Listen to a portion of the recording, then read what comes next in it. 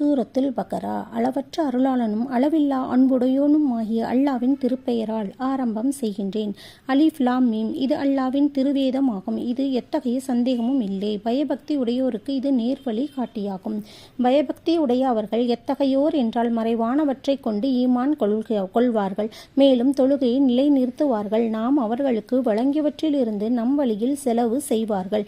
நபியே, இன்னும் அவர்கள் எத்தகையோர் என்றால் உமக்கு இறக்கி அருளப்பட்ட வேதத்தையும் உமக்கு முன்னர் வந்த நபிமார்களுக்கு அருளப்பட்டவற்றையும் ஈமான் கொள்வார்கள். மறுமை நாளையும் உண்மை என்று நம்பி அவர்கள் உறுதி கொள்வார்கள். அவர்கள்தான் தங்கள் ரப்பிடம் இருந்து வந்துள்ள நேர்வழியின் மீதுள்ளனர். மேலும் அவர்கள்தாம் வெற்றி பெறுபவர்கள் ஆவர். நிச்சயமாக இவ்வேதத்தை எவர்கள் மறுக்கின்றனரோ அவர்களுக்கு நபியை நீர் அச்சமூட்டி எச்சரிப்பதும் அவர்களுக்கு நீ எச்சரிக்காமல் இருப்பதும் அவர்களுக்கு சமமே ஆகும். அவர்கள் நம்பிக்கை கொள்ள மாட்டார்கள். ஏனெனில் அல்லாஹ் அவர்களின் இதயங்களிலும் அவர்களது செவிகளிலும் முத்திரையிட்டு விட்டான். அன்றையும் அவர்களது பார்வைகளின் மீது திரை போடப்பட்டுள்ளது. மேலும் அவர்களுக்கு முடிவில்லா கடுமையான வேதனையும் உண்டு.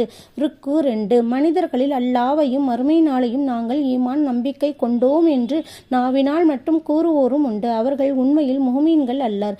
மட்டும் ஒளிந்திடும். அவர்கள் அல்லாவையும் அவனை ஈமான் கொண்டவர்களையும் ஏமாற்ற நினைக்கிறார்கள். ஆனால் அவர்கள் தங்களையே அல்லாமல் வேறெவரையும் ஏமாற்றவில்லை. இவர்கள் இதனை உணர்வதாக இல்லை. அவர்கள் உள்ளங்களில் பொறாமை என்னும் நோய் உள்ளது. ஆகவே அல்லாஹ் அந்நோயை அவர்களுக்கு மிகுதியாக்கி விட்டான்.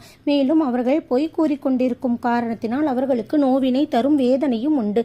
மேலும் பூமியில் நீங்கள் குழப்பம் செய்யாதீர்கள் என்று அவர்களுக்கு சொல்லப்பட்டால் அவர்கள் நாங்கள் தான் சீர்திருத்தவாதிகள் என்று கூறுகின்றனர். முஹ்மீன்கள் அறிந்து கொள்ளுங்கள். நிச்சயமாக அவர்கள்தான் குழப்பம் ஏற்படுத்துபவர்கள். எனினும் அவர்கள் அதனை உணர்வதாக இல்லை.